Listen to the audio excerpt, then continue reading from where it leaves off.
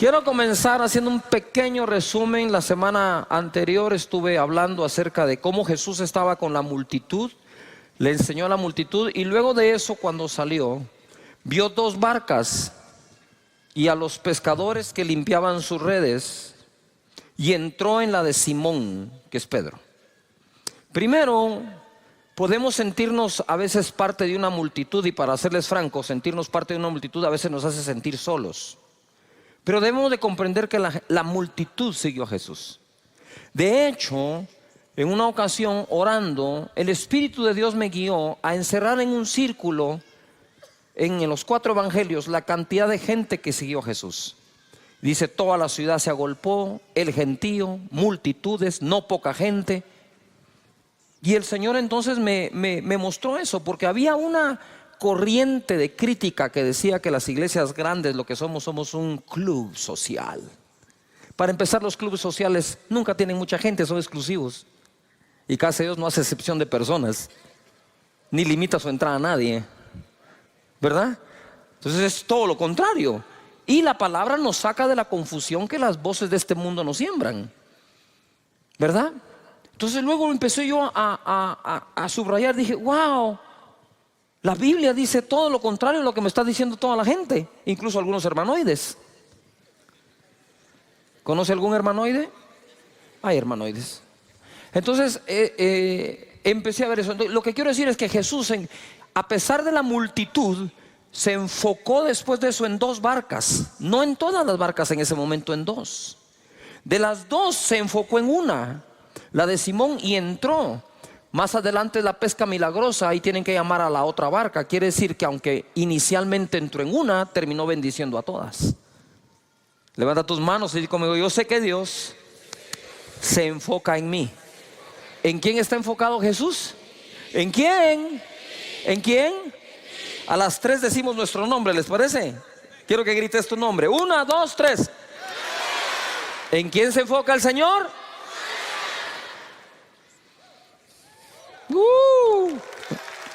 Él se enfocó. Pero después de la pesca milagrosa hay cosas que reparar. La barca se estaban hundiendo, están llenas de agua. Esas las puede reparar un pescador, un experto en barcas. Las redes se rompieron, hay que repararlas. Pero ¿quién reparaba a Pedro, que cuando hace la pesca milagrosa dice: soy un hombre pecador, apártate de mí? Las dos cosas estarían mal. ¿O qué lo hizo creer que era pecador? ¿Que no pescó nada la noche anterior? ¿No es cierto que cuando no te va bien en algo empezás a revisar tu vida? ¿En qué pequé? ¿Cuántos lo hacemos? Claro, empezamos a revisar en qué pequé, en qué pecado, qué hice mal. Y tal vez eso surge de algo que llevamos dentro que todavía no ha sido arreglado. Entonces Jesús se enfoca en las 2 barcas, se enfoca en la de Simón, se enfoca en la pesca que necesitaba para que la economía sanara de Pedro, pero además se enfoca en el pescador. Él está enfocado en ti, por encima de tu empresa, por encima de lo que haces, tu profesión o a lo que te dedicas. Él se enfoca en ti. Amén. Muy bien. Ahora quiero entrar a otra parte que tiene que ver con todo lo de las barcas. Les dije que las barcas normalmente se usaban o para transporte de un punto a otro, o se usaban para conseguir la provisión. La pesca era una de las fuentes de ingresos más importantes en Israel, en el mar de Galilea. Por lo tanto, o salían a buscar una provisión o se salían a transportar. Quiero hablarles hoy algo que sucedió mientras se transportaban. Dice Marcos capítulo 6, verso 45: enseguida hizo a sus discípulos entrar en la barca e ir delante de él a Betsaida. Él los hizo entrar en la barca. Se meten a la barca, se me van para Betsaida, en la otra ribera. Entre tanto que él despedía a la multitud. Y después que los hubo despedido, se fue al monte a orar. Usted sabe que yo una vez traté de despedir gente en el templo Pinula. La fila para despedirlos salía del templo, se daba la vuelta a todo el templo, pero nadie se quería despedir, todos querían oración. Yo digo: pues sí, pero ya oré, déjenme darle la mano, darle un abrazo. No, orar. Orar por el papá, por el tío, el hermano, el marido, el exmarido, el suegro, el ex suegro, la mascota, el perro, el gato, todo. Y después que los hubo despedido, se fue al monte a orar. Ojo acá. Esto es muy importante. Esto es más importante de lo que crees. No es solo cuestión de ir y orar, sino es cuestión de ocupar tiempo para bajar las revoluciones, para salir del cansancio. Y nosotros a veces no tomamos tiempo para salir del cansancio. Y hoy les voy a mostrar lo que sucede cuando no hacemos uso de ese tiempo. Dice, y al venir la noche, la barca estaba en medio del mar y él solo en tierra. Los discípulos andaban en un lado, él en otro. Y viéndolos remar con gran fatiga, todo el mundo diga fatiga, porque el viento les era contrario. Cerca de la cuarta vigilia de la noche, vino a ellos andando sobre el mar y quería adelantárseles. Viéndole ellos andar sobre el mar, pensaron que era un fantasma y gritaron. Otra versión dice, y gritaron de miedo, porque todos le veían y se turbaron. Pero enseguida habló con ellos y le dijo, tened ánimo, yo soy, no temáis, mi presencia siempre está contigo. Eso es lo que les estaba diciendo él. No teman, yo soy, aquí estoy, tranquilos. Y subió a ellos en la barca y se calmó el viento.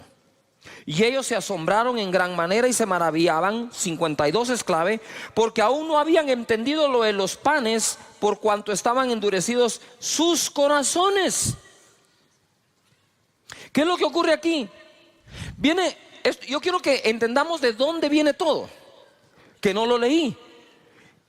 Esta es la noche después de un día de trabajo. Él había estado enseñando todo el día en el monte. Y la gente había estado allí y los discípulos le dijeron, despide a la multitud, despide a la gente porque no tienen que comer, ¿verdad? Y fue donde él dice, ustedes denles de comer.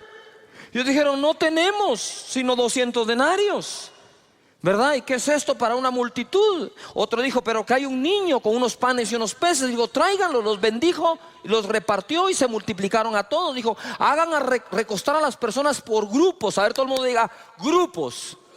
Más fuerte, grupos. ¿Cómo recostamos a la gente en casa de Dios? ¿En pequeños qué?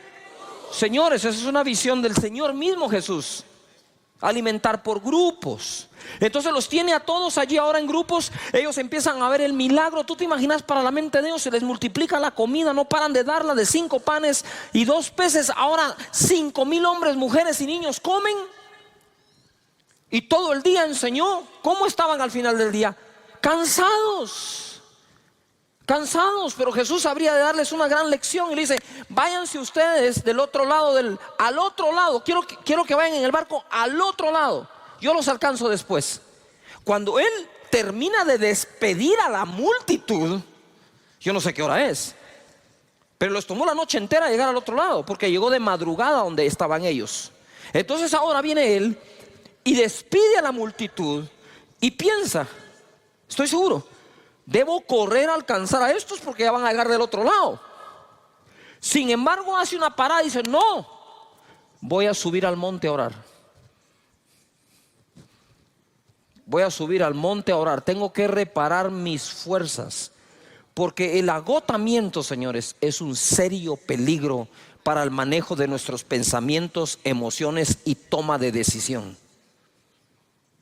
Abusamos el día de reposo utilizándolo para lo que Dios nos dejó. Dios te dice 6 días trabaja, 1 no me trabajas. Y Jesús lo aplicó. Si tú quieres seguirlo 7 días dándole, dale.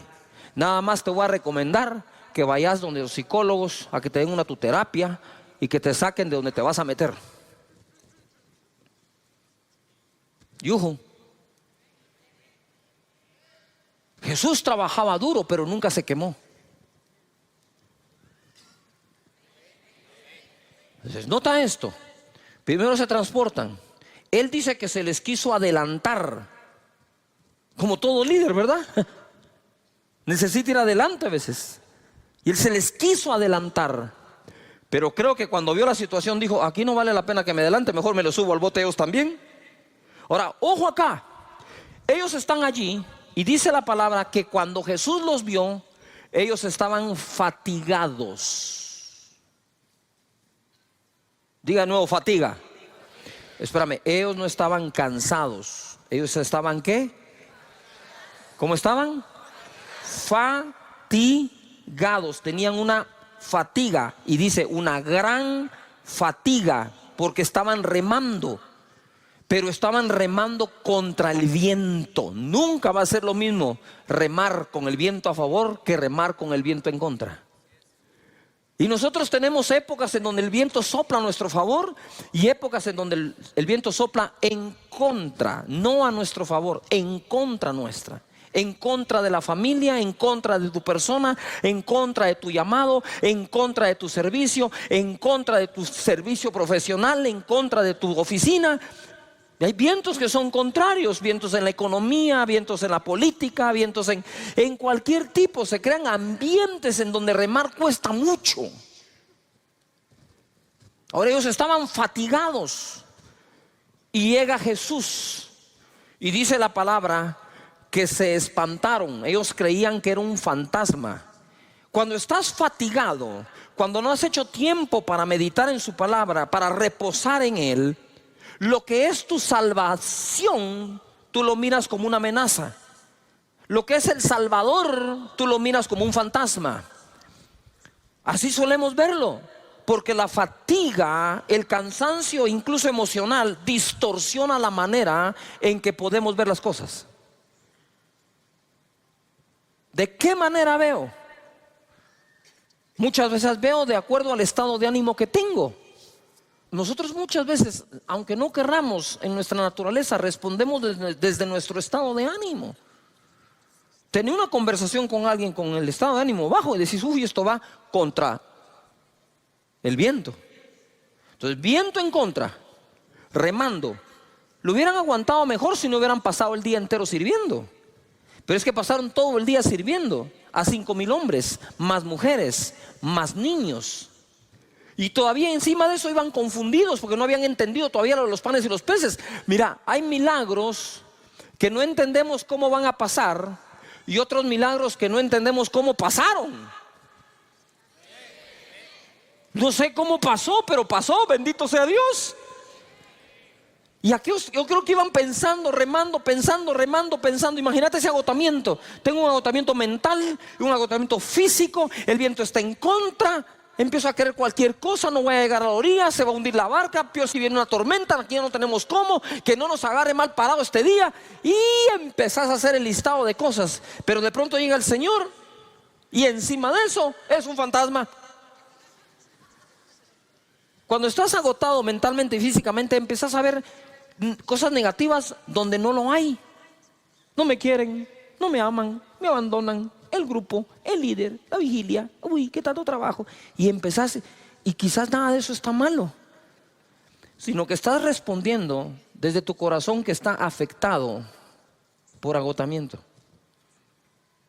Venid a mí, dice, los que estéis trabajados y cansados, yo los haré descansar. Él es el Dios del descanso. No por trabajar más se prospera más, ni por servir más las cosas salen mejor. Pero si podemos tomar ese tiempo que Jesús les quería dar, que Jesús se tomó el tiempo. Dijo, no, yo sé que los tengo que alcanzar, pero ahora es tiempo de ir a buscar al Padre, de adorarlo, de recuperar fuerzas. El ánimo hay que recuperarlo, y entonces los alcanzó. Resumen, Jesús los mandó en avanzada al otro lado, lo cual no era una distancia corta. Despedir a la multitud no debió ser fácil, ya que eran los que recibieron el milagro de los panes y los peces. Él se apartó a orar, a reponer sus fuerzas en Dios. lo que todos deberíamos hacer para no quemarnos. Con el viento en contra, ellos se fatigaron. Con la fatiga, se espantaron y gritaron de miedo. Cuando se está agotado, las cosas no suelen verse como realmente son, sino lo que parece llegar para salvarnos lo vemos como un fantasma. Cuando estamos agotados, nos confundimos y nos turbamos. Jesús dice: ánimo, yo soy. ¿Qué habían perdido? El ánimo, que viene de ánima, que viene de alma. Estaban perdiendo su alma de tan cansados que estaban. ¿De qué nos sirve ganar el mundo si perdemos el alma? Yuhu. Pero Él siempre estará contigo y calmará los vientos. Amén. Levanta las manos y dice: Señor, tú calmarás el viento, pero mientras sea contrario, me dará las fuerzas para remar y el buen ánimo. Amén. A ver, grita conmigo: ánimo. Muy bien. Mateo 14, verso 26. Esto es lo mismo narrado por otro de los evangelistas. Y los discípulos, viéndole andar sobre el mar, se turbaron, se confundieron, diciendo: ¡un fantasma! Y dieron voces de miedo. Pero enseguida Jesús les habló diciendo: tened ánimo, yo soy, no temáis. Entonces le respondió Pedro y dijo: Señor, si eres tú, manda que yo vaya a ti sobre las aguas. Mira Pedro, agotado, cansado. Yo creo que dijo: estos compañeros míos no reman nada, no voy a ir a ningún lado, mejor me bajo y corro yo solo. ¿Se vale la propuesta o no? ¿Yujo? Claro que se vale la propuesta. Cabe. Y él le dijo: ven. Y descendiendo Pedro de la barca, andaba sobre las aguas para ir a Jesús. Pero al ver el fuerte viento, ¿qué tuvo? Ya tenían miedo. Dice que gritaron de miedo. Ya casi se recupera y ahora vuelve al miedo. A veces el miedo se nos quita como por 2 minutos nomás. Pero al ver el fuerte viento tuvo miedo y comenzando a hundirse dio voces, porque cuando uno se está hundiendo, créame que grita, diciendo: Señor, sálvame. Al momento Jesús, extendiendo la mano, asió de él y le dijo: hombre de poca fe, ¿por qué dudaste? Y cuando ellos subieron a la barca, se calmó el viento. Entonces los que estaban en la barca vinieron y le adoraron, diciendo: verdaderamente eres hijo de Dios. ¿Ah? Pero no era fantasma, pues. Lo que tú hoy ves como un fantasma, lo que te asusta, es lo mismo que después vas a ver tú, que era el Señor que estaba ahí contigo. No te va a dejar. Ahora nota algo, les hablé del enfoque de la multitud. 2 barcas, de las 2 barcas la de Simón. Pesca milagrosa, reparar la barca, reparar las redes, reparar a Simón. Y Dios te va a reparar. Estoy en modo de reparación, di conmigo, estoy en modo de reparación. Y no es que hayas pecado, simplemente hay que reparar cosas dentro. Y Dios te va a reparar, te va a reconstruir por dentro. ¿Me estoy explicando? Y entonces ojo acá, porque viene acá Pedro y él se enfoca, Jesús se enfoca. Pero ahora Pedro también se había enfocado. ¿Qué hizo Pedro? Pedro viene y se enfocó en Jesús. Es un fantasma. Tengan ánimo, yo soy. Y Pedro le responde: si eres tú, tú dijiste que eres tú, tú dijiste eso, ahora si eres tú, manda que yo vaya sobre las aguas. Ven, le dijo, y le dio una prueba de que era él. O sea, ya estaba comprobado, si es él, hay que cobrar nuevo ánimo, no temer, no temas. Entonces él se baja, empieza a caminar por la fe, ¿verdad? Y cuando empieza a desenfocarse, empieza a ver el fuerte viento, tiene miedo y entonces se hunde. Ustedes saben que en casi todos los deportes se habla de la anticipación visual. Anticipación visual es cuando tú anticipas visualmente lo que viene o lo que habrá de venir. Y son diferentes cosas. Por ejemplo, ¿verdad? Cuando un futbolista corre, él debe levantar la cabeza para ver a dónde va el centro. Solo levanta la cabeza. Es impresionante cómo tu cuerpo, tu cerebro, agarra distancia, fuerza, altura, velocidad, efecto. Y una vez lo mira, ¡pah!, patean la bola a la cabeza del que vio. Eso es en distancia corta, mediana o aún larga. ¿Ha visto esos que patean la bola de un extremo a otro de la cancha y al pecho del otro futbolista? ¿Y cómo así?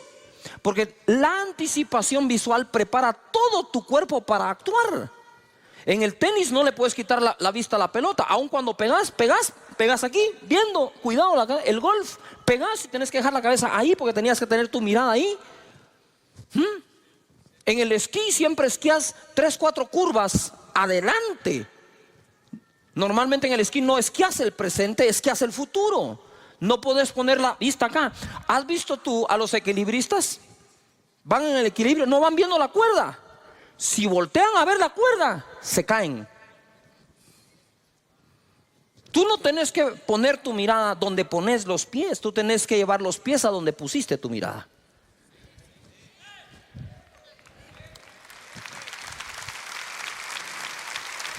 Donde pongas tu mirada, los pies van a responder. Entonces siempre se nos dice, por ejemplo, tú vas a caminar, tú no caminas así. Tú mirás y caminás. Pedro vio a Jesús y caminó. Pedro vio la tormenta y se hundió. Las dos cosas las tenés presentes. ¿Tenés una tormenta o un viento fuerte? Contrario, sí lo tenés. Y tenés a Jesús. Pero sí te digo algo, no puedes ver las dos.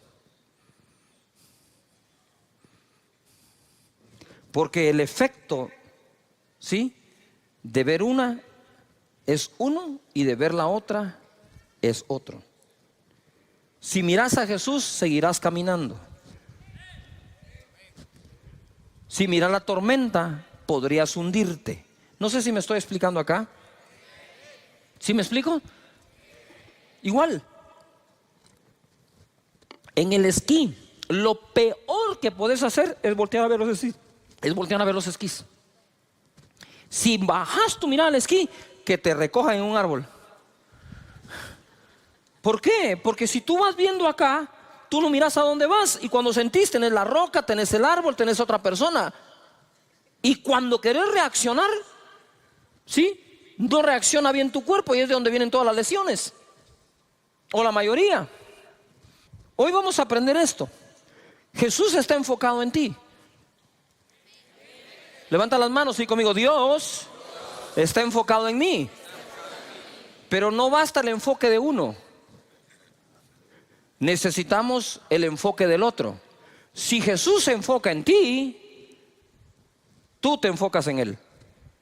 En otras palabras, crucen miradas. Cruzan miradas. Pitcher y catcher cruzan señales. El pitcher no va a disparar lo que el catcher no le insinuó que debe hacer. Y de la misma manera, nosotros podemos caminar en medio de cualquier viento, por fuerte y contrario que sea, siempre y cuando nuestra mirada esté en lo que se debe ver. La tormenta va a estar ahí, de reojo, mírala nada más, pero míralo a Él. Y mira esto para terminar, lo importante de tu enfoque. Segunda de Reyes 2:9. Elías está a punto de ser arrebatado. Su discípulo es Eliseo. Y le dice aquí Eliseo a Elías: dame una doble porción de tu espíritu. Porque hay cosas, y pongan atención líderes, que no podés alcanzar con tus talentos naturales, sino lo podrás alcanzar con una porción igual o el doble de aquel que fue tu mentor. Y Elías era el mentor de Eliseo. Y Eliseo le dijo: solo tengo un punto de comparación para pedir algo. Por favor, dame el doble de lo que tú tienes. Y mira lo que le contesta Eliseo a Elías, Eliseo: pide lo que quieras que haga por ti antes que yo sea quitado de ti. Y dijo Eliseo: te ruego que una doble porción de tu espíritu sea sobre mí. Te ruego. Y Elías le va a decir: esto no lo conseguís rogando, esto lo conseguís poniendo atención. Mira lo que le dice. Él le dijo: cosa difícil has pedido. Si me vieres cuando fuere quitado de ti, será hecho así, mas si no, no. Si me vieres cuando fuera apartado de ti, pues es re fácil. Mírame, porque está fácil. Pero entonces, ¿por qué dijo que es cosa difícil? Por lo que ocurre después, dice: y aconteció que yendo ellos y hablando, he aquí un carro de fuego, con caballos de fuego, apartó a los dos, se puso en medio, y Elías subió al cielo en un torbellino. Viéndolo Eliseo,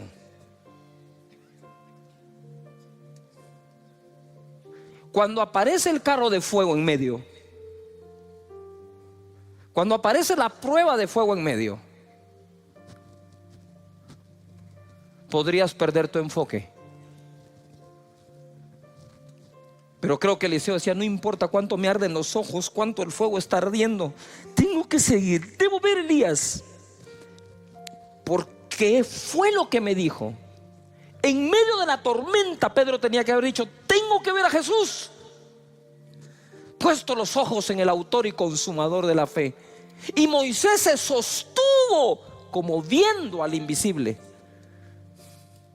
Nos sostiene lo que vemos o nos hunde lo que vemos, y las dos cosas están presentes para que escojas: el fuego del carro y Elías, el fuerte viento y Jesús, la persecución de los egipcios o el invisible.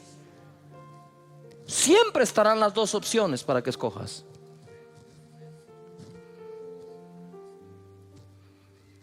Y dice: y viéndolo Eliseo.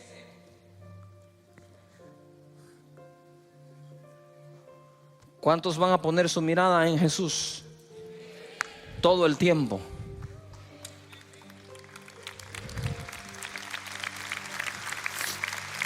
Date cuenta de algo. ¿Por qué ver a Elías? ¿Por qué ver a Elías si fue el miedoso que se fue a esconder en una cueva ante la amenaza de una mujer?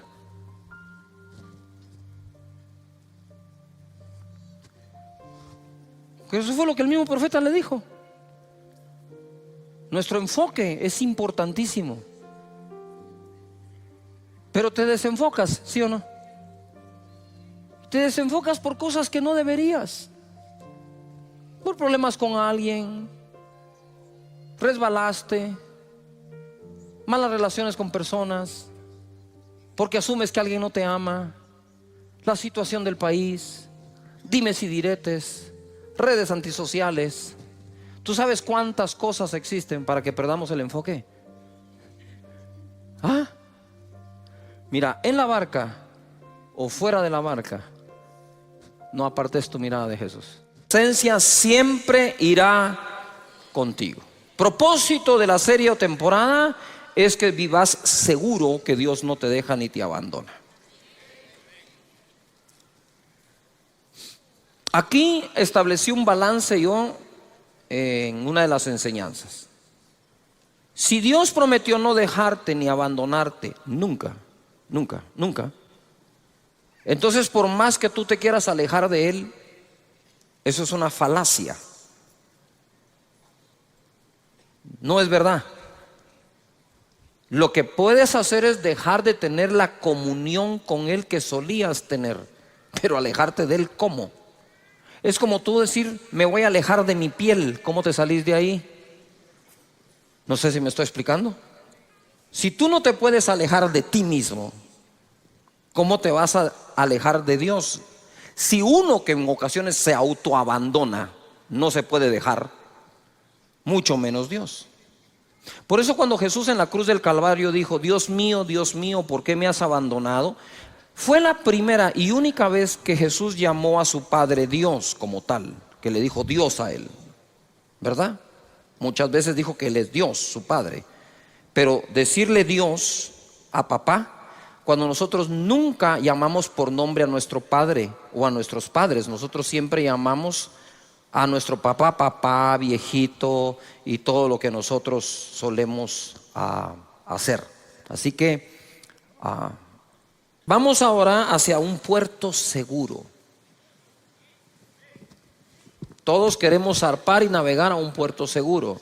Pero no, eso no solo es por agua, por aire también. ¿Cuántos vuelos se cancelan? Y tú dices, pero si el clima aquí está bueno, sí, pero el clima está malísimo, ¿dónde vas a ir a aterrizar? El clima tiene que ser bueno donde despegas y donde aterrizas.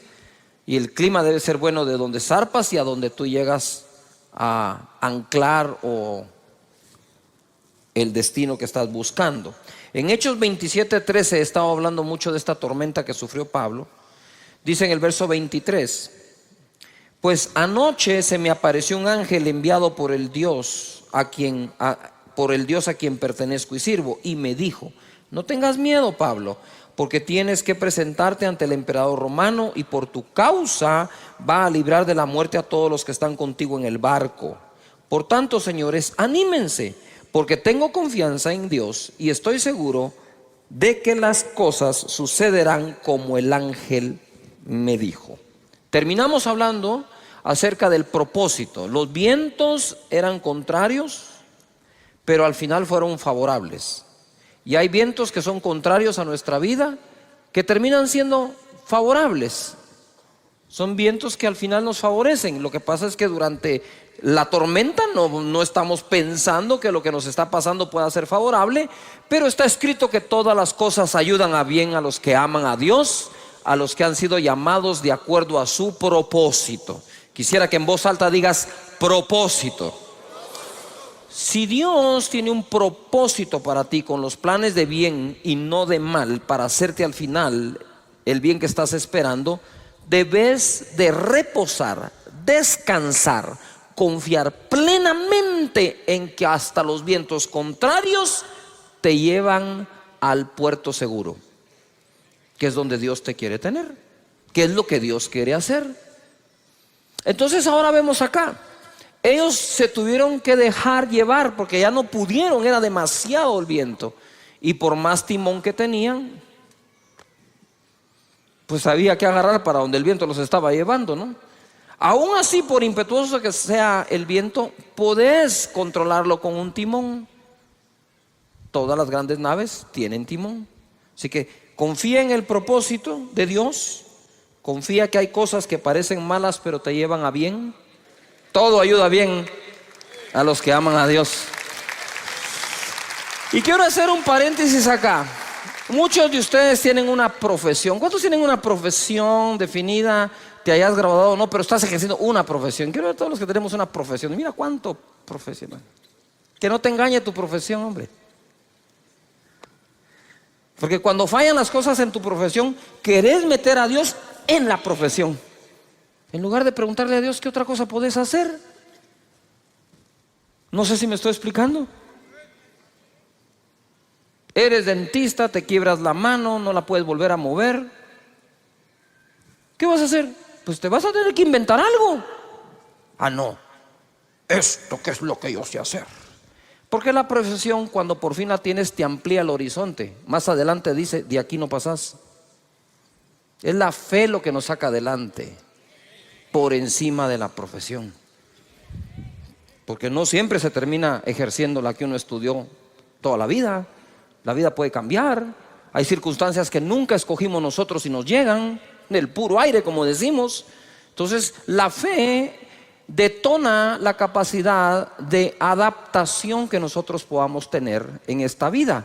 Pero si tu mente está allí, es más, tu mente no, te lo voy a hablar claro, tu orgullo está allí en lo que más sabes hacer, pero lo que más sabes hacer no te está dando de comer, aprendí a hacer otra cosa por la fe. Y ojo, al rato te va mejor, ¿verdad? Muy bien. Santiago capítulo 3 verso 2 nos va a hablar del timón de la nave. ¿Cuál es el timón de la nave? Santiago 3:2 dice: porque todos ofendemos muchas veces. A ver, ¿cuántos de ustedes alguna vez han sido ofendidos por alguien? Quiero ver la mano. Todos los que han sido ofendidos. ¿Cuántos de ustedes han ofendido a alguien? Quiero ver todos los que hemos ofendido a alguien. Deje la mano ahí levantada. Si usted ofendió sin querer, la mayoría de las veces, levánteme la otra mano. ¿Por qué no piensa así cuando lo ofenden? ¿Ya se dio cuenta que todos aceptamos que la mayoría de las veces ofendimos sin querer? Pero cuando nos ofenden no es sin querer, ¿va? Lo planeó. Tengo que encontrar la libreta donde lo he escrito. Y empezás con esa tu teoría de conspiración. El timón de la nave dice: todos ofendemos muchas veces. Si todos ofendemos muchas veces, la inteligencia emocional bien desarrollada es vital. Aprender a perdonar y dejar eso en el pasado. Si alguno no ofende en palabra, este es varón perfecto, capaz también de refrenar todo el cuerpo. Quiere decir que si puedo llegar a refrenar mi boca, puedo refrenar todo.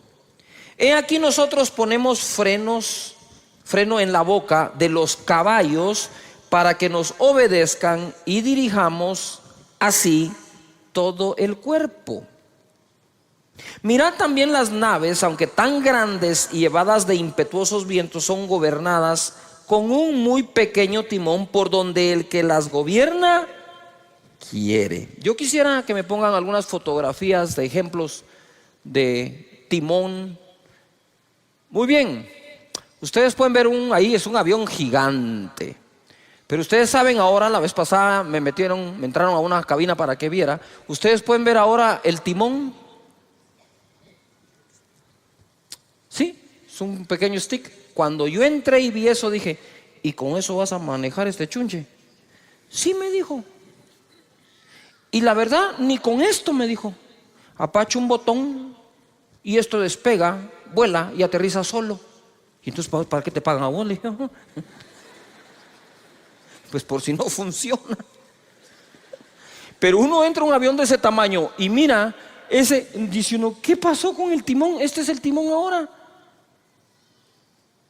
¿Cómo puede llevar usted el control de un avión que puede llegar casi a la velocidad del sonido con ese pequeño timoncito? Pues así es. Es como la palanca, puede ser pequeña, puede mover el mundo. Siguiente ejemplo. Mira un carro de Fórmula 1, 320 kilómetros por hora.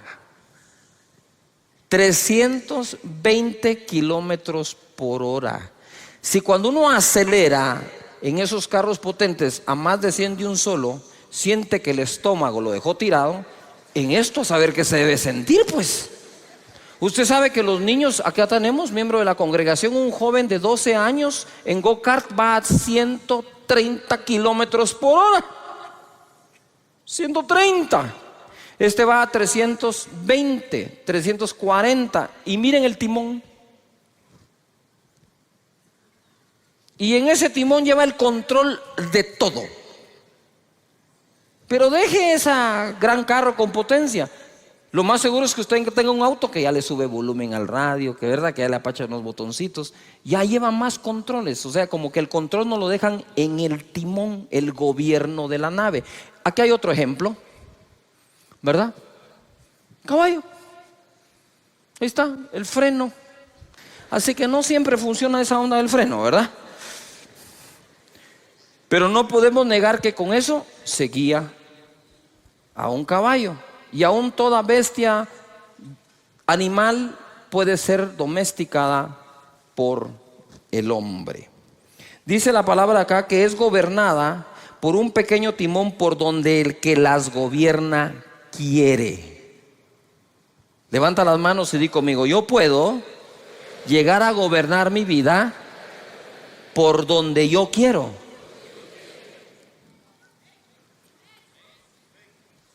Pero hay que aprender a usar el timón. Verso 5. Así también la lengua es un miembro pequeño, ¿verdad? Aunque nosotros siempre tenemos a un amigo que es lengua larga, ¿verdad? Lengua viperina. Pero ¿qué lengua es este, ¿verdad? Así también la lengua es un miembro pequeño, pero se jacta de grandes cosas. Es decir, es capaz de hacer grandes cosas. He aquí cuán grande bosque enciende un pequeño fuego. Basta un buen fosforazo para quemar el bosque entero. Y la lengua es un fuego. Miren lo que es la lengua. La de todos. Si no entendemos la definición que las escrituras le dan, no vamos a saber qué hacer con ella. Y dice, la lengua es un fuego, un mundo de maldad. ¡Yujú! La lengua está puesta entre nuestros miembros y contamina todo el cuerpo. Quiere decir que hay cosas que le pasan a nuestro cuerpo culpa del uso de la lengua. E inflama la rueda de la creación. ¡Yujú! Y ella misma es inflamada por el infierno. Cuando uno lee este verso le dan ganas de arrancarlo, ¿verdad? No de subrayarlo, sino de tacharlo, porque de verdad es muy fuerte. Pequeño verso que me está diciendo, la creación es inflamada por la lengua, pero la lengua es inflamada a su vez por el infierno. Por eso dice que es un mundo de ¿qué? Maldad. ¿Qué es lo que quiero decir con eso? Es, si nosotros comprendemos y aceptamos esto, entenderemos la importancia de su uso. ¿A cuántos han metido en problemas por un lenguazo, como decimos, verdad? ¿Sí? Y la otra pregunta es, ¿en cuántos problemas te has metido cuando has dicho algo? También. Entonces hay que aprender a hacer uso de eso, hasta en las comunicaciones, porque nos comunicamos hablando, aunque tenemos lenguaje corporal, por supuesto. Pero ¿cuándo fue la última vez que no resolvimos un conflicto con nuestra pareja, con nuestros hijos, con nuestra familia, porque usamos malas palabras, porque las ponemos donde no van, porque las entonamos como no queríamos? ¿Cuántas veces nosotros hemos dicho, uy, no, eso no es lo que quiero decir, eso no era lo que quería decir, yo no te dije eso? ¿Cuántas veces hacemos eso? La pregunta que te quiero hacer hoy es, para que la meditemos, ¿hasta dónde te ha llevado eso? ¿Hasta dónde te puede llevar eso? ¿A la destrucción de una relación? ¿De una amistad? ¿De un país? ¿Acaso no fue a través de palabras que nos han querido destruir? Palabras sacadas de contexto. La lengua, que es un mundo de ¿qué? De maldad. Pero es así.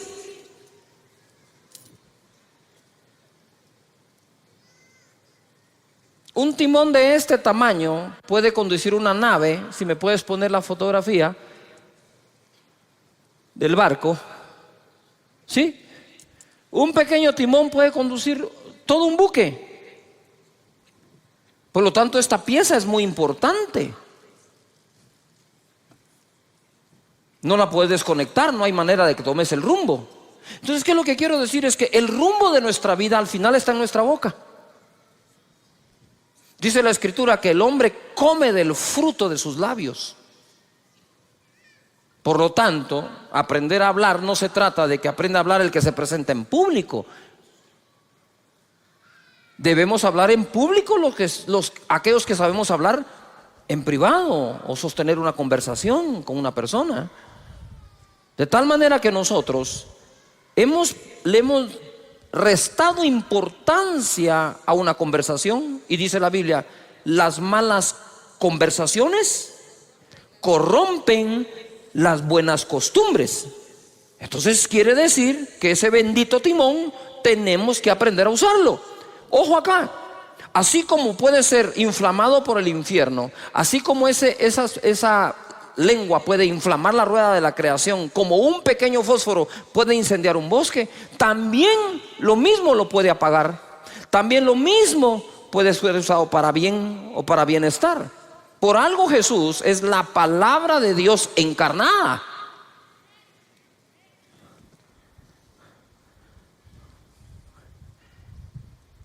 Importante entonces el uso de las palabras y la manera en que nosotros las usamos o hablamos. Verso 7. Porque toda naturaleza de bestias y de aves y de serpientes y de seres del mar se doma y ha sido domada por la naturaleza humana. A mí me impresiona que esto fue escrito hace 2000 años y ya hablaba de domar a los seres del mar, a las bestias del campo y a las serpientes. O sea, eso que nosotros vemos en unos acuarios con delfines amaestrados, eso ya existía. Tal vez no lo ponían en un lugar, pero que dice que se doman hasta los seres del mar. Pero ningún hombre puede domar la lengua, que es un mal que no puede ser refrenado, llena de veneno mortal. ¿Llena de qué? Veneno mortal. Algunos venenos actúan inmediatamente, ¿no? Pero hay otros que quedan ahí y van intoxicándolo a uno hasta que lo destruyen. Piensa, posiblemente algunas de las cosas que llevas dentro, heridas, traumas, tuvieron que ver con una conversación, más que con un hecho. Porque dejó escrito aquí el apóstol Santiago que tiene veneno mortal. Ahora quiero establecer un balance acá. Dice, todas las bestias, animales, seres, aves, peces, es domado. Pero ningún hombre puede domar la lengua. Pero date cuenta que cuando en el contexto está hablando de domar un ser ajeno a uno. Yo no puedo domar tu lengua. Pero sabemos que sí podemos dominar la propia. Porque entonces perderíamos esperanza y de nada sirve que Santiago escriba esto. O sea, si no tenemos esperanza con nuestra propia lengua, entonces ¿para qué leer esto? ¿Qué sentido tiene? Solo nos está dando la información que estamos amolados y seguiremos igual. Lo que está diciendo acá es, tú puedes domar un delfín, tú puedes domar una ballena, tú puedes domar un águila, tú puedes domar una serpiente, tú no puedes domar una lengua. ¿Cuál lengua? La del otro. Tú no tienes control sobre las palabras que el otro va a decir, pero tú puedes tener dominio sobre las palabras que tú vas a usar. Jesús lo demostró. Amén. Luego dice acá, con ella, por eso está aquí, con ella bendecimos al Dios y Padre.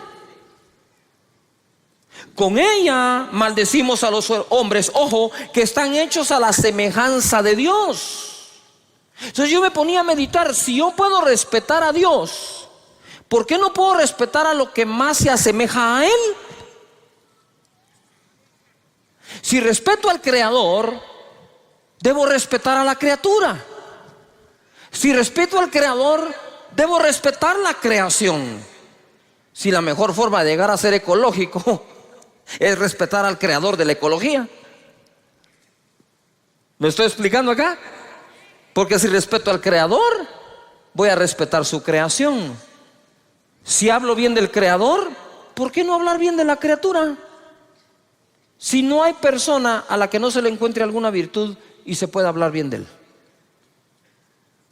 Pero si la costumbre es encontrar el defecto para hablar del defecto, entonces no estamos tomando dominio sobre el timón de nuestra vida. Siempre que has hablado mal de una persona, o cuando hablamos mal de alguien y aún no nos consta, ni a nosotros nos queda buen sabor. Pero cuando hablas bien de alguien, ¿cómo te sentís? Te sentís bien, Te sentiste incluso que le hiciste un bien a una persona, que el que te oyó se fue con un agrado. Qué feo es sentarse con una persona que siempre está hablando mal de algo o mal de alguien. Uno no quiere estar sentado ahí en un momento y dice, ay, qué feo está esta onda, ¿verdad? Es como que te sirvan comida agria. Entonces dice aquí la escritura, con ella bendecimos a Dios, pero con ella maldecimos a los hombres. Y esto es lo que me llamó la atención y lo subrayé, que están hechos a la semejanza de Dios. Entonces, si yo hablo bien de Dios y bendigo a Dios, debería otorgarle una bendición semejante al que está hecho o creado de forma semejante. No sé si me estoy explicando. Voy a tratar de hacerlo de nuevo. Si yo bendigo a Dios, entonces con una bendición semejante a la que le doy a Él, voy a bendecir al que está creado semejante a Él. ¿Me expliqué? Pero si estamos creados semejantes a Dios, ¿por qué vamos a hablar de los semejantes a Dios como que estuvieran totalmente retirados de Él?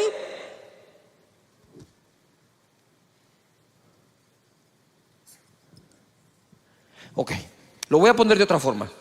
Si tú eres como creación lo más semejante a Dios, mi comentario acerca de ti debe ser lo más semejante al comentario que hago de Dios.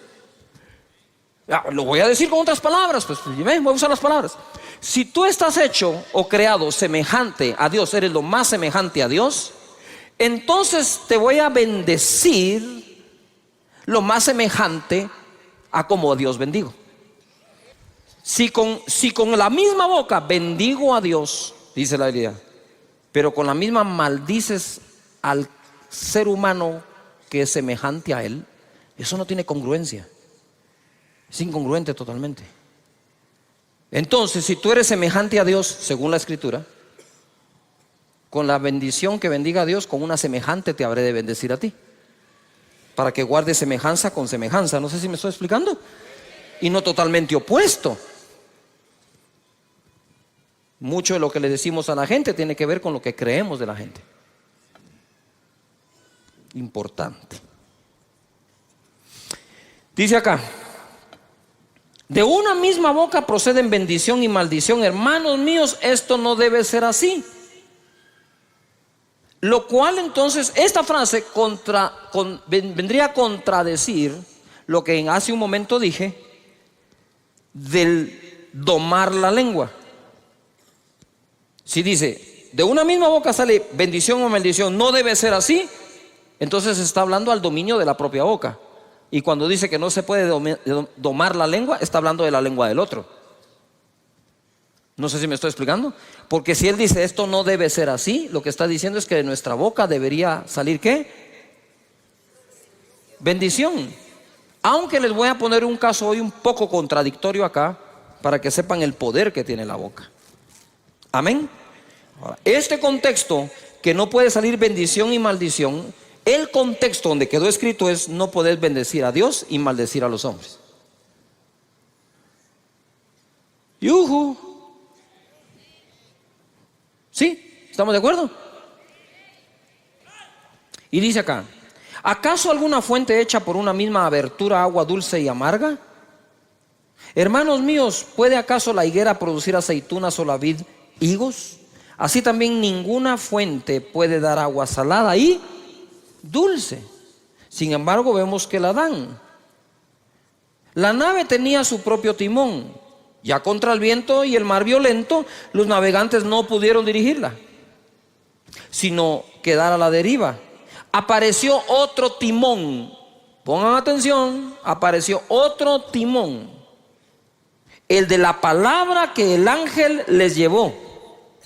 Y Pablo dijo, atracaremos en una isla y nadie perecerá.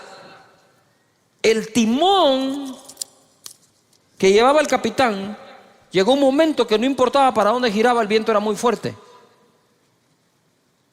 Pensaban que iban a morir, pero apareció el verdadero timón de ese momento de la nave, que iba a ser la palabra que salió de la boca de Dios. ¿Me estoy explicando? Deja que la palabra de Dios, sus principios, sus valores y sus promesas te dirijan a un buen puerto y a un puerto seguro. De esa manera, nosotros podemos ver que apareció otro timón. Mateo 12, 33, 37. Para nosotros poder tener un mejor timón, lo debemos de saber conectar. Verso 33. Dice: o haced el árbol bueno y su fruto bueno, o haced el árbol malo y su fruto malo, porque por el fruto se conocerá el árbol.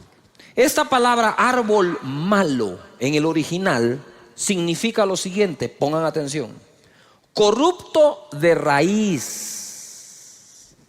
No es un árbol de mango que le salieron algunos malos mangos. Es un árbol de mango que todo le salió malo. Entonces el problema ya no fue un mango, el problema es el árbol completo. Entonces cuando habla aquí del árbol malo, no habla de un árbol que pueda tener defectos como tú y yo, habla de un árbol que es malo de raíz. Corrupto de raíz, podrido, malo, de pobre calidad, no apto para ser útil, indigno. Para que nosotros no emitamos juicios que no debemos. Generación de víboras, eso no es para ustedes. ¿Cómo podéis hablar lo bueno siendo malos? Porque de la abundancia del corazón habla la boca. Si la lengua es el timón, ¿a qué está conectado el timón? Al corazón. Si quiero mejorar el timón, pues debo mejorar el corazón. Porque dice después la escritura acá: el hombre bueno del buen tesoro del corazón saca ¿qué? Buenas cosas. Buenas cosas significa distinguido, agradable, excelente, correcto, placentero, saludable, útil, de buena naturaleza. Y el hombre malo del mal tesoro saca malas cosas. Ya dije que es el verbo, que es el calificativo para árbol malo. Ahora escucha el de malas cosas. Significa maldad. Malas cosas. Saca malas cosas, saca maldad. Diabólico, débil, inútil, desagradable, incorrecto, Satanás. O sea que hay gente que el diablo se le sale por la boca.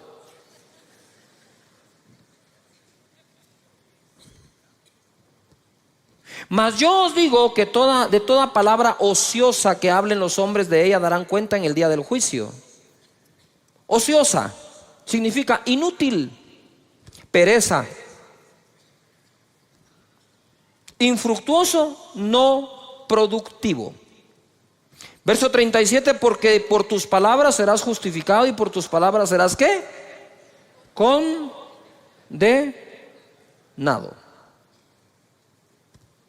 Muy bien. Reparando el timón, voy rapidito ahora, Mateo 12, 33, 37, el mismo pasaje pero en la palabra de Dios para todos. Verso 33, decidan si el árbol es bueno y el fruto es bueno, o si el árbol malo y el fruto es malo. El árbol se conoce por sus frutos. A ver, todos digan fuerte: decidir. ¿Qué tenemos que tomar hoy? ¿Una qué? ¿Una qué? ¿Una qué? Ahora te quiero preguntar algo. ¿Tienes cosas buenas en tu corazón? ¿Cuántos decimos que tenemos cosas buenas en el corazón? Entonces es fácil. Es fácil. Di conmigo: yo voy a hablar de las cosas buenas que tengo en el corazón. Las malas no las dejé salir. ¿A cuántos de nosotros tenemos cosas buenas en el corazón? Entonces, el buen hombre saca del buen tesoro ¿qué? ¿Buenas qué? Pero ¿cuántos reconocemos que también tenemos cosas feas en el corazón? A ver. Yo también. No hay uno de nosotros que no tenga algo feo dentro del corazón. Lo que hay que hacer es no sacarlo, pues. Yuhu.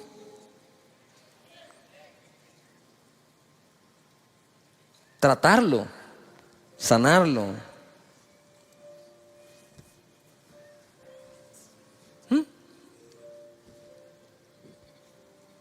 Por eso cuando me escribes te digo, no te hagas bolas. Ya estás otra vez hablando para hacerte bolas.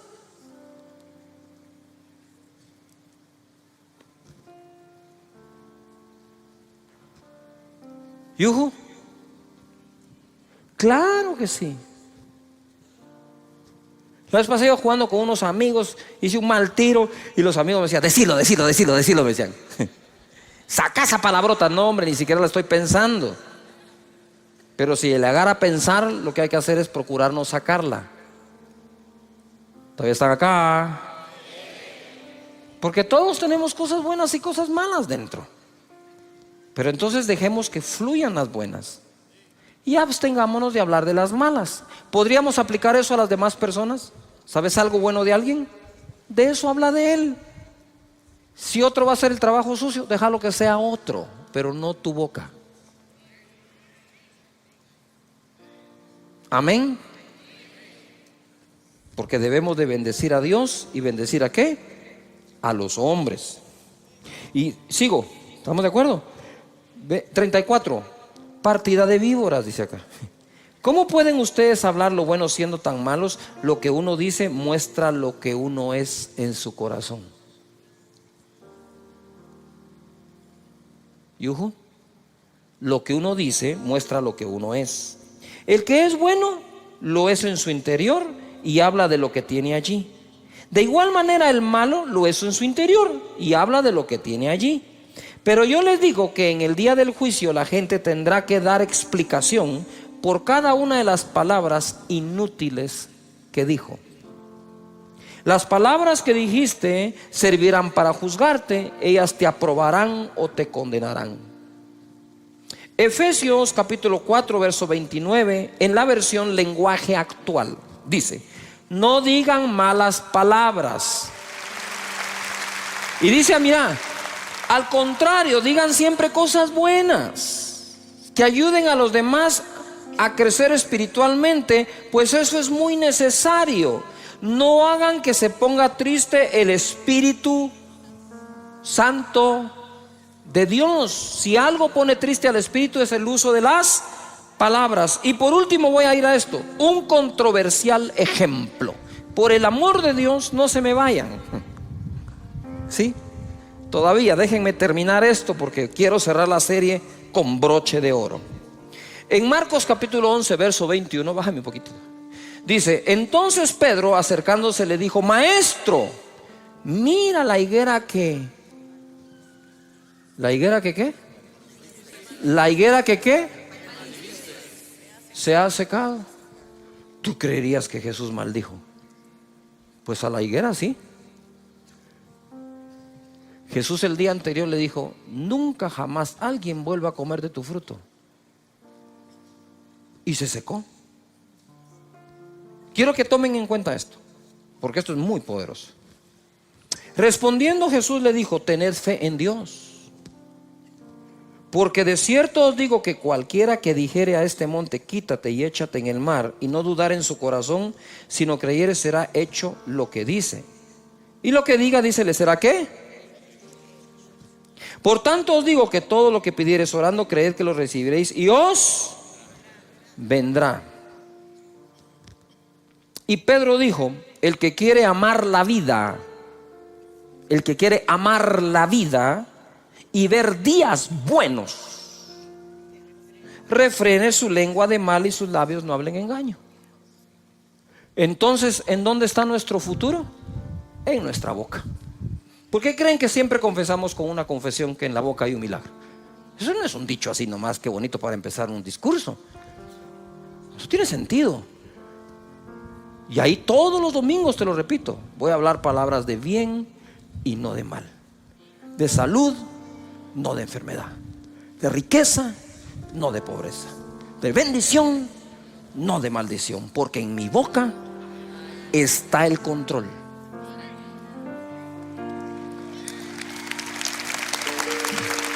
Ahora oí esto. Esto está así. Viene Jesús, y para darte un ejemplo de lo poderoso que puede ser tu boca, que lo que digas creyendo, eso es lo que va a ocurrir. Entonces lo primero que tengo que hacer es ejercitar mi corazón en total confianza en Dios, para que cuando conecte la boca al corazón, de la abundancia del corazón hable la boca. De la abundancia de la confianza que le tengo a Dios, mi boca va a hablar. Es que no hay trabajo. No hay trabajo, señores. El trabajo no es el problema. Yo confío en Dios, que no ha dejado desamparado ni a justo ni a sus hijos que mendiguen el pan. No solo no.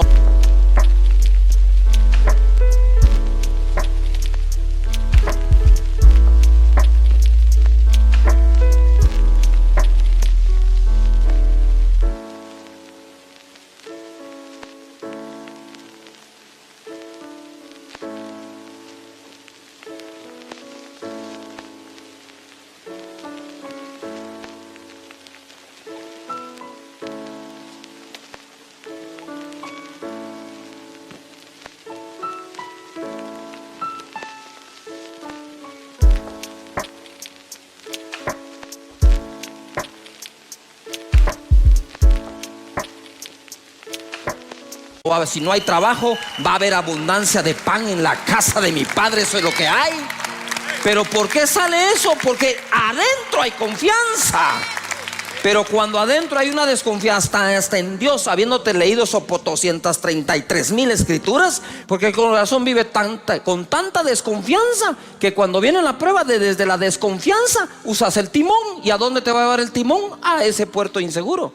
Pero cuando tenés total confianza en Dios y sus promesas, y como dijo mi hijo hace unos cuantos domingos, dijo: Dios tiene planes de bien y no de mal. Pero por encima de confiar que el plan es bueno, hay que confiar que el planificador es mejor.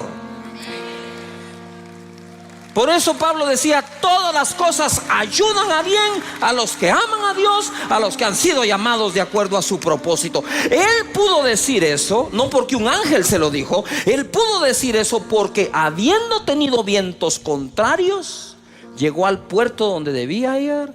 Llegó a una isla donde incluso una serpiente lo mordió. Y no hay serpiente que te vaya a detener del cumplimiento de tu propósito en esta vida. Ahora voy, ¿verdad? Mejorar el corazón. ¿Cómo puedo mejorar el corazón? Lo que llevo adentro, meditando. Dios es bueno, su misericordia es para siempre, su gracia es sobreabundante, nunca me ha dejado, nunca me dejará. Cuando tenés esa confianza, el timón se compone.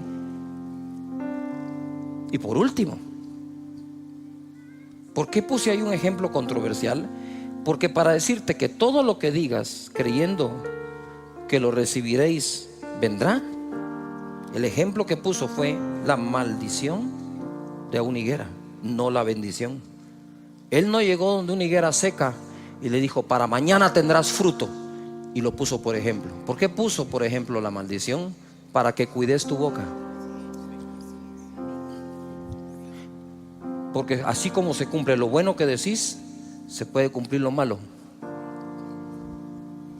¿Cuántas veces pasé yo por ese pasaje y no me detuve a meditar que fue una maldición la que usó de ejemplo? La maldición de una higuera. Entonces lo que te está diciendo es: hey, ten cuidado, porque tu boca es tan poderosa para secar una higuera que podría secar tu negocio,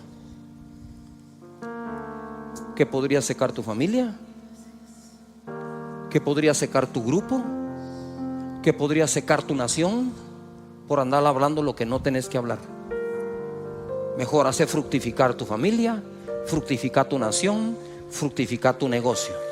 Porque al fin y al cabo la Biblia dice que el hombre come del fruto de sus labios.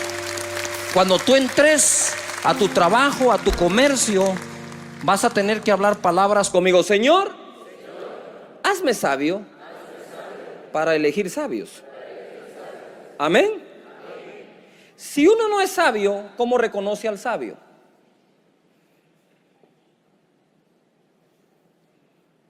Yuhu. Tenemos que ser sabios, porque si somos sabios es porque tenemos sabiduría.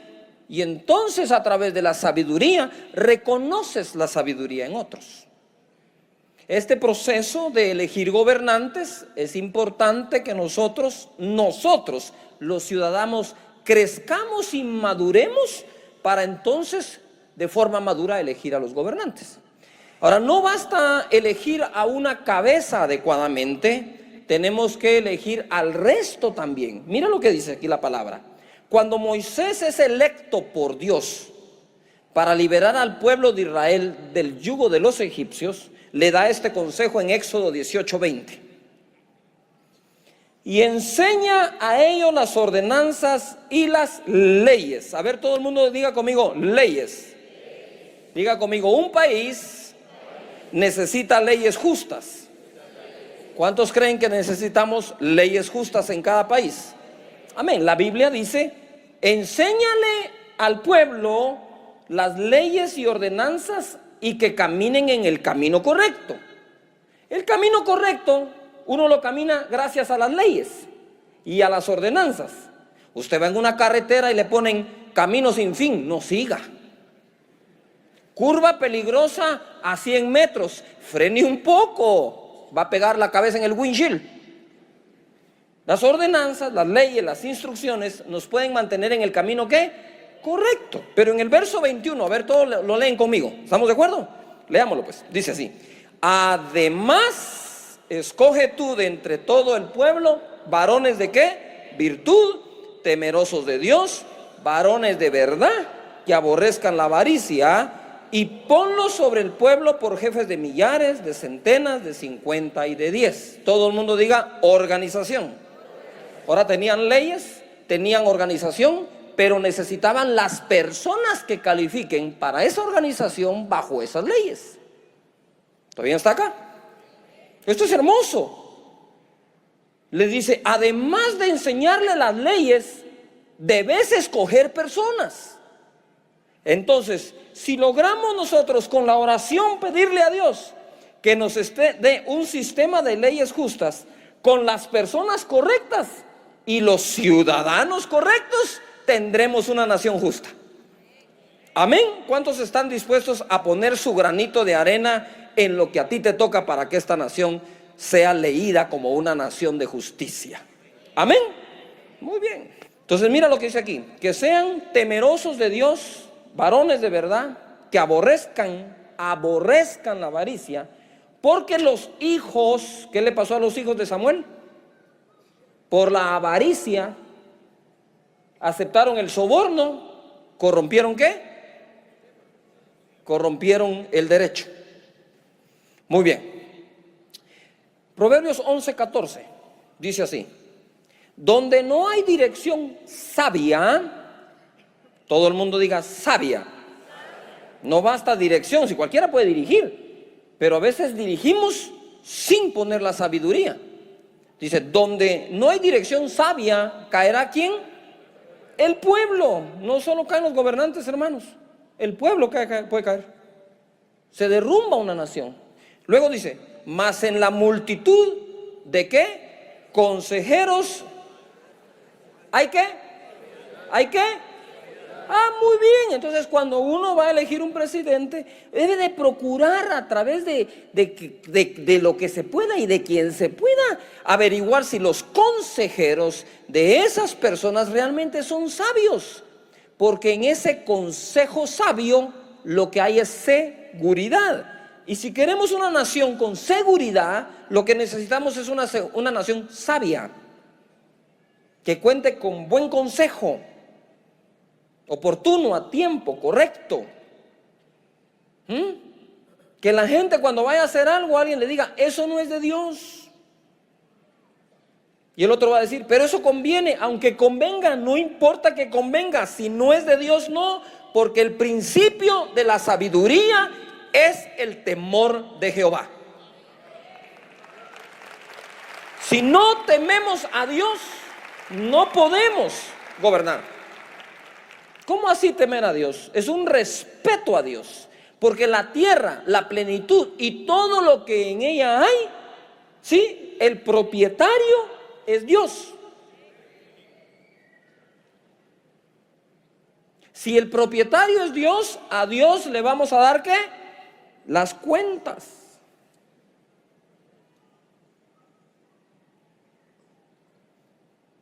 ¿Todavía están aquí? Nuestro sistema de creencias son importantes como ciudadanos. ¿Qué creemos? ¿En quién creemos?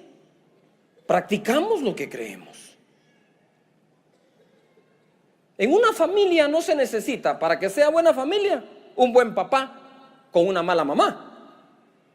Usted necesita un buen padre, una buena madre y buenos hijos. La suma de esto da una buena familia. ¿Todavía están acá?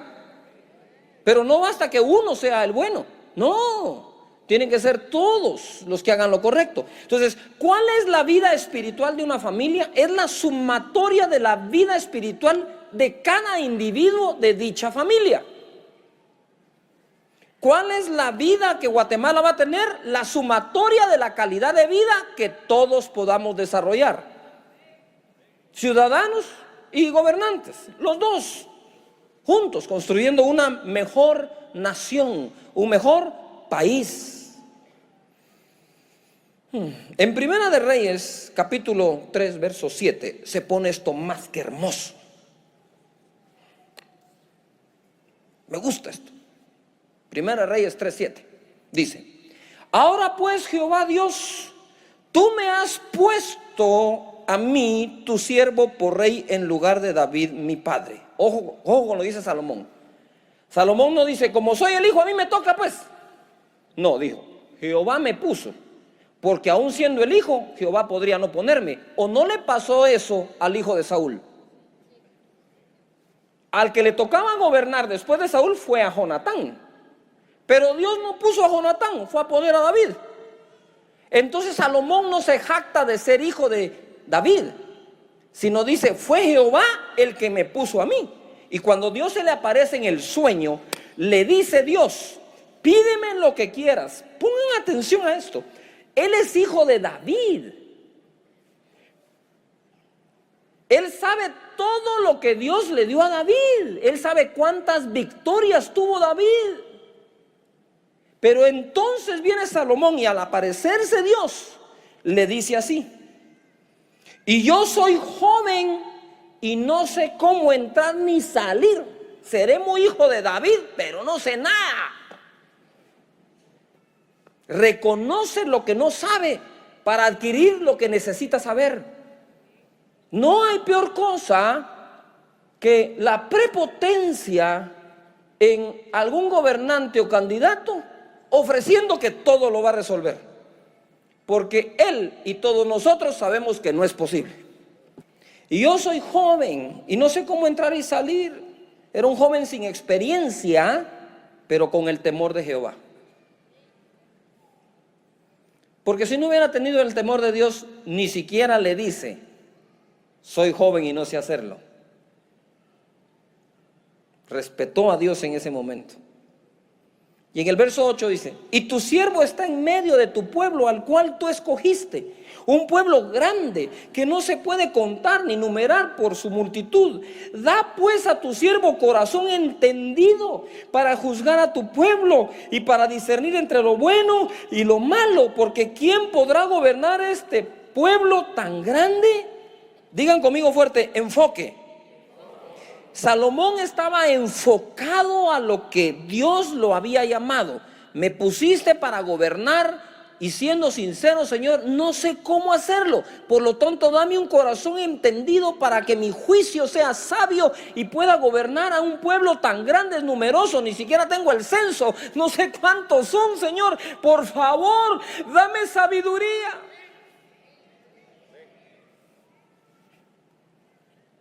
Y agradóle delante del Señor que Salomón pidiese esto, y le dijo Dios, porque has demandado esto y no pediste para ti muchos días, ni pediste para ti riquezas, ni pediste la vida de tus enemigos, sino que demandaste para ti inteligencia para oír juicio.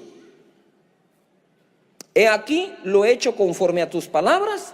He aquí que te he dado corazón sabio y entendido, tanto que no ha habido antes de ti otro como tú, ni después de ti se levantará otro como tú. 13. Y aún también te he dado las cosas que no pediste,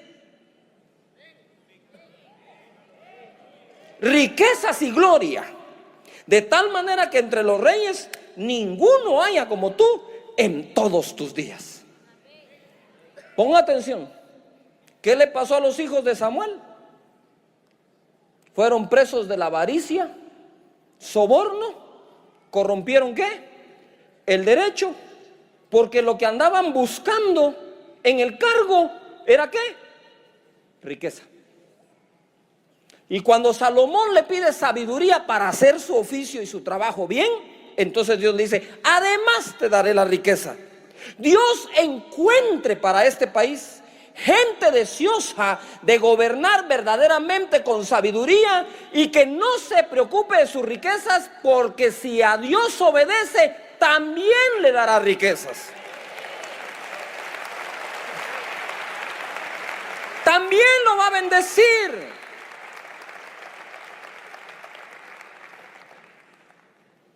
Dios bendice al que obedece. Dios bendice al que es correcto y trabaja bien.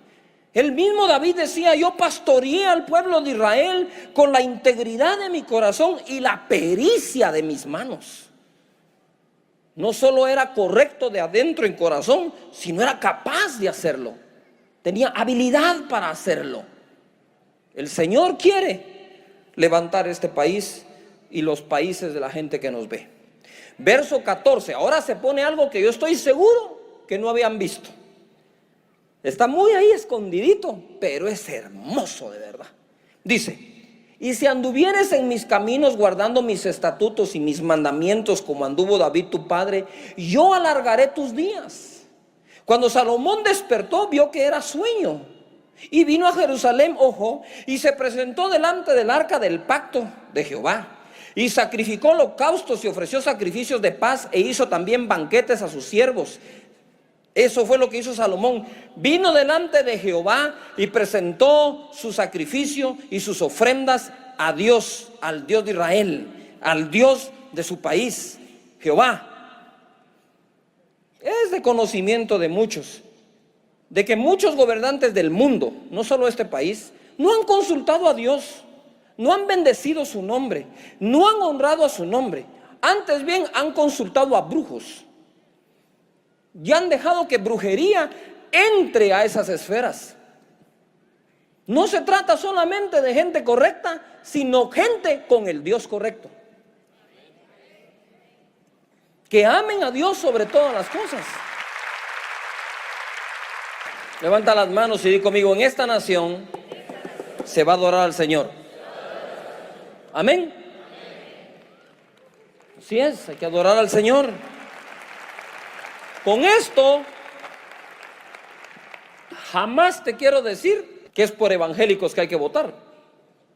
Porque hay evangélicos que hay que ver cómo cantan, pero no tienen temor de Jehová en sus corazones. Hay gente que no canta mucho, pero realmente tiene temor adentro del Señor y quiere hacer las cosas bien hechas. Que cuando le proponen decisiones y cosas, dicen, no, momento, no. Vos, pero si esta está buena, sí, pero es incorrecta. Eso no le agrada a Dios. Vamos a hacer las cosas que a Dios le agradan. En otras palabras, el temor de Dios es, no se pase de inteligente, pues.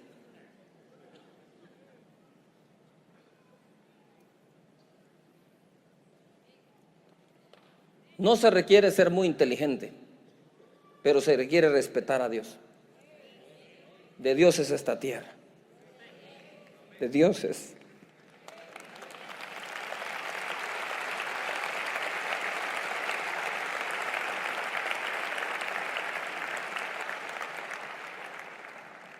Mira lo que dice Primera de Reyes 3:16, el siguiente versículo. Y ahora agárrese la silla porque esto se pone fenomenal.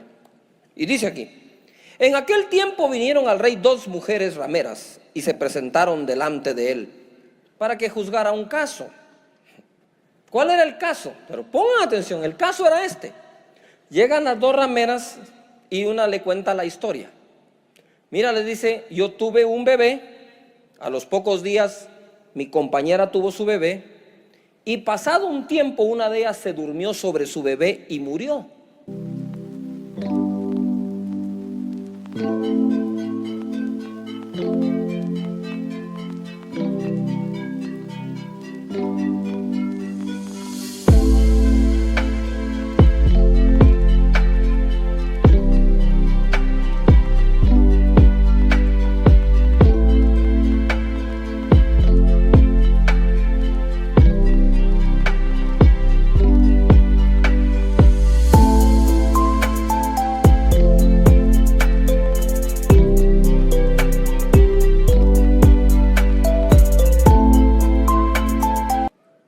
Entonces ella le dijo: cuando yo vi a mi bebé que estaba muerto y le presté atención, vi que no era el mío. A mí me cambiaron el bebé, ¿verdad? Y la otra dijo: no, no, no, ese es tu bebé, el que está vivo es el mío si estaba en mi cama. Y empezaron a discutir ellas, ¿verdad? ¿De quién era ese bebé? Y viene Salomón, la historia ustedes la conocen, y dice: ¿saben qué? Traigan el bebé y pártanlo a la mitad. Denle la mitad a una y la mitad a la otra. Y entonces la verdadera madre levanta la mano y dice: no, denle el bebé a la otra, pero no lo maten. Y Salomón dice: ella es la verdadera madre, désenlo. El primer caso que va a juzgar como gobernante Salomón es el de una ramera. ¿Quién le haría hoy justicia a una prostituta?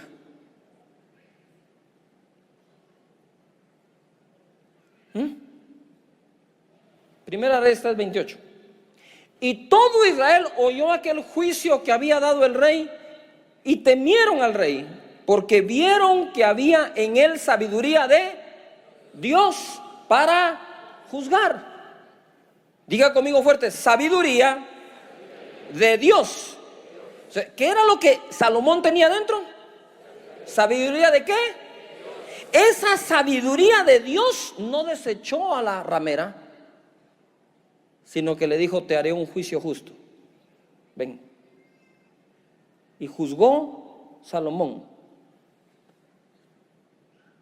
Que esa sabiduría que Dios le dé a Salomón le sea concedida a todos aquellos que estén en cargos públicos de gobierno, que se lo estén pidiendo con corazón sincero al Señor, y tendremos una mejor nación.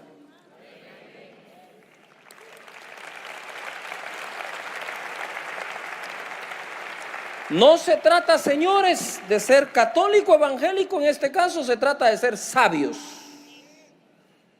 de tener la sabiduría de Dios. Esa sabiduría que no hace acepción de personas. Les voy a dar algunos versículos así, uno tras otro, para que los escriban. Dice Deuteronomio 1:17: no hagáis distinción de personas en el juicio. Así al pequeño como al grande oiréis. No tendréis temor de ninguno, porque el juicio es de Dios, y la causa que os fuere difícil la traeréis a mí, y yo la oiré. Eso es Moisés. Proverbios 1:7 dice, en la versión Dios habla hoy: la sabiduría comienza por honrar al Señor. Los necios desprecian la sabiduría y la instrucción. Proverbios 31:4: no es de los reyes Olemuel, no es de los reyes beber vino, ni de los príncipes la sidra. Está hablando de embriagarse. Dice: no sea que bebiendo olviden que la ley y perviertan el derecho de todos los afligidos. Aquí le están dando un consejo a un gobernante que estaba tomando. Él dijo: no sigas tomando, vas a pervertir el derecho. ¿Por qué? Porque ya con los tragos te olvidas de la ley. Por eso es que los gobernantes, dice la Biblia, deben de ser sobrios. No se refiere solo al licor, sino sobrios en su carácter. Romanos capítulo 13, verso 3. Dice así: porque los magistrados, mire, ahora ya habla de magistrados, no están para infundir temor al que hace el bien, sino al malo. ¿Quieres pues no temer la autoridad? Haz lo bueno y tendrás alabanza de ella, porque es servidor de Dios para tu bien. Pero si haces lo malo, teme, porque no en vano lleva la espada, pues es servidor de Dios, vengador para castigar al que hace lo malo. Pidamos a Dios que en este proceso y en esta democracia, la gente sepa que aunque es un servidor público, primero es un servidor de Dios. Porque las naciones son de Dios. Que sepan que es a Dios a quien sirven para entregar a Él un mejor país, una mejor nación y mejores personas. De hecho, los gobernantes son los que nos deberían dar los mejores consejos para vivir.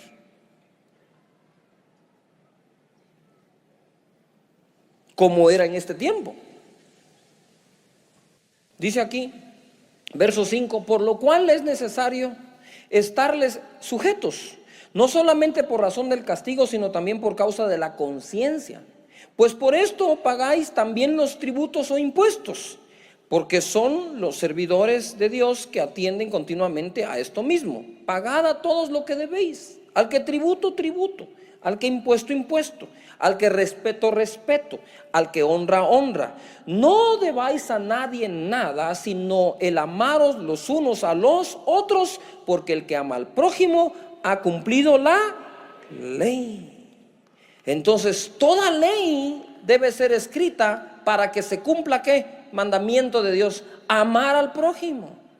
Las leyes deben de buscar que los ciudadanos practiquemos el amor de los unos para con los otros que Dios nos da. Dice la palabra aquí en Proverbios 14:34, la justicia engrandece a la nación, mas el pecado es afrenta de las naciones. Se lo leo en la versión Dios habla hoy. Leámoslo todos juntos, por favor. La justicia es el orgullo de una nación. El pecado es su vergüenza. Levanten las manos y digan: Señor, danos una nación donde exista la justicia y eso sea nuestro orgullo. Amén. Muy bien. Eclesiastés capítulo 10, verso 16. Ay de ti, tierra, cuando tu rey es muchacho y tus príncipes banquetean de mañana. Bienaventurada tu tierra cuando tu rey es hijo de nobles y tus príncipes comen a su hora para reponer sus fuerzas y no para beber. Este mismo verso en la versión Dios habla hoy dice: dichoso el país que tiene un rey honorable y en el que los gobernantes comen a la hora de vida para reponer sus fuerzas y no para emborracharse.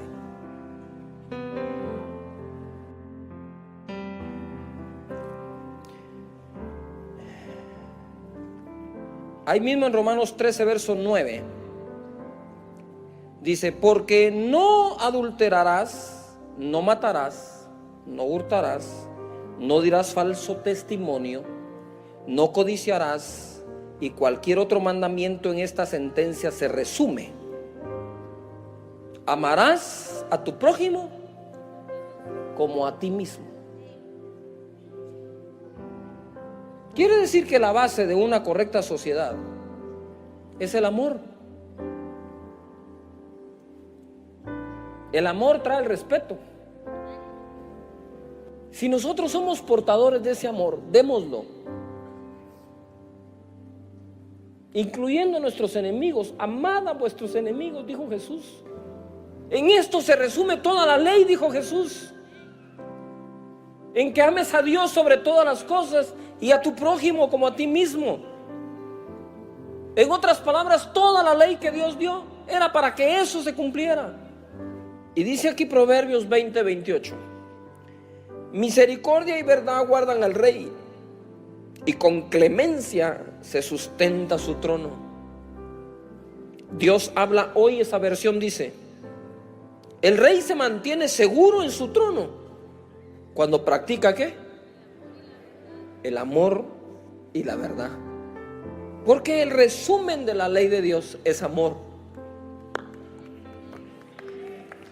Cuando dejan el amor y la verdad, ya no están seguros en su trono.